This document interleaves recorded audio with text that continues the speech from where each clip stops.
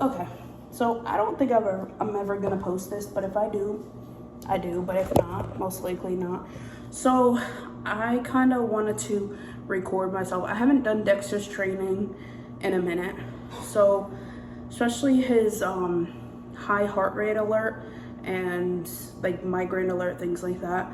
So literally I found this on YouTube. So I don't know the page, or I know the page, but I don't know it by hand, like in my brain. So literally have 2 plates. The one on top is literally gonna have all these holes.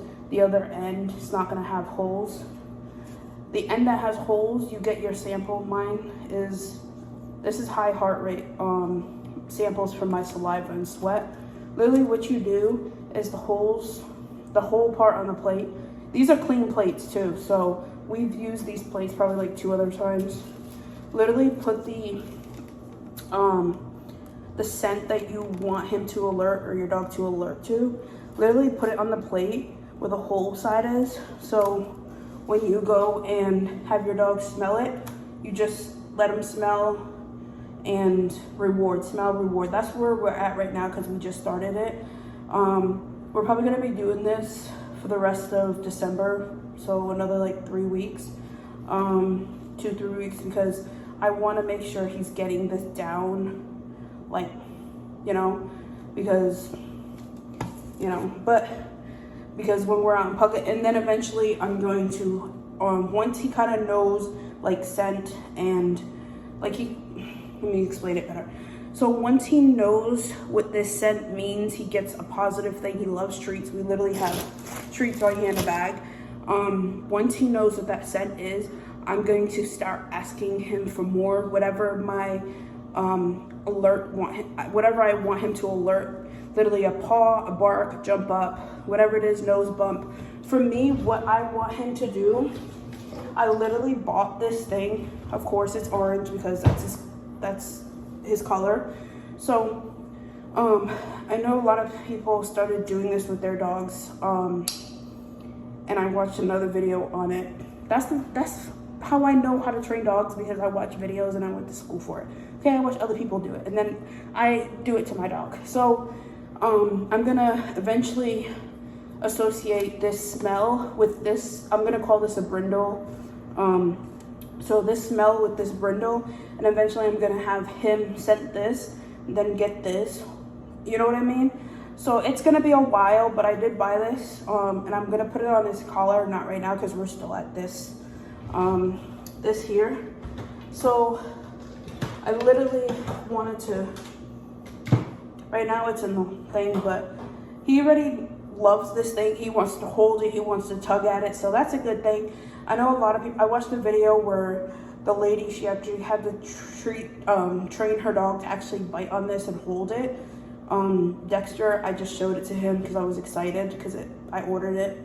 I ordered it a couple of days ago and he loves it. He loves tugging. He loves like shaking, pulling, holding things. He doesn't like, the one thing that he doesn't like doing when I ask him is retrieval. So like if I drop something like a pill bottle or, anything I want him to get, he will like grab it and hold it, but he won't like give it to me. Like he will like pick it up and won't hand it to me. And he's a poodle. So poodles are retrieval dogs. So we are working on that, but hopefully he'll be able to do that. Whenever he smells this on me, the high heart rate, eventually he will just learn to grab this, because a lot of people train their dogs to either paw at them, jump at them, jump up on them, nose bump, things like that. Dexter already, for his psychiatric tasks, which he knows, he actually does the paw, and then if I still don't listen, he will jump, and then if I really don't listen, he will bark and jump at the same time. So kind of he already knows his psychiatric tasks, which he's been taught since he was a puppy. Now he just hit 2 years old about 2 weeks ago, so he knows a couple of tasks, but he does not know migraine alerts, and also high heart rate. That's what we're working on. The reason why I haven't been doing that with him, because I was going through a lot.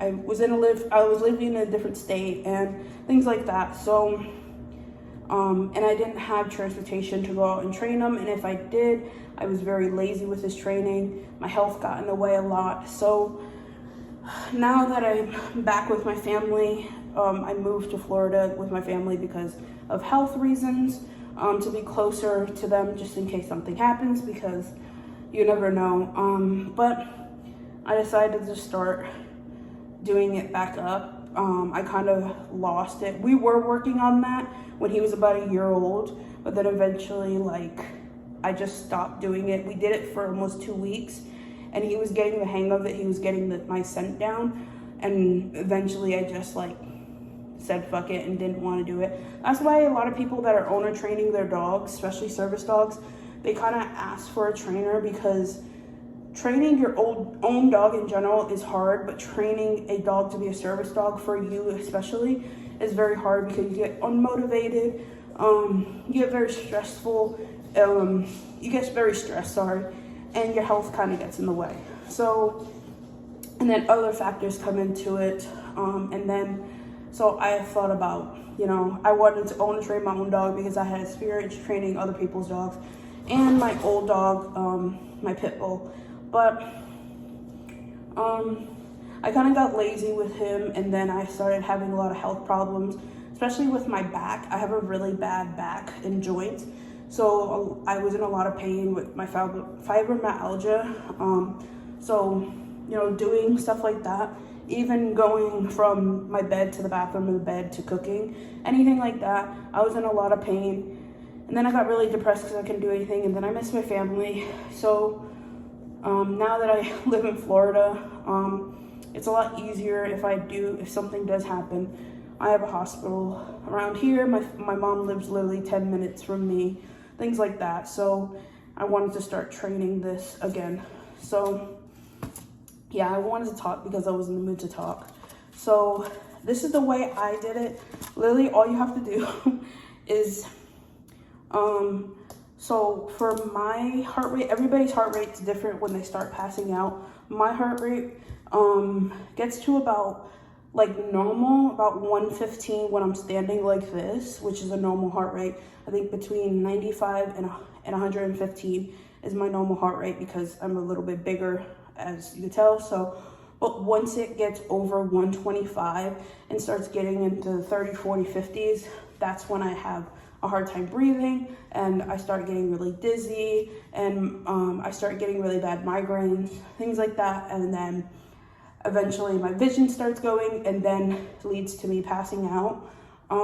So I wanted to get him about the 145, 150 range when that starts happening. So I decided to get it at that range. For me, what I did, literally I have a gym right at my apartment complex. So I literally grabbed cotton, Q-tips, anything cotton, literally went there, got my heart rate up, and stuck it in my mouth, my sweat, and eventually I just stored it away in a plastic bag. And then you just thaw it out for him to do it. So that's what we're gonna work on right now. So yeah, I'm literally sweating because I'm standing here for a long time. So yeah, we're gonna do that now.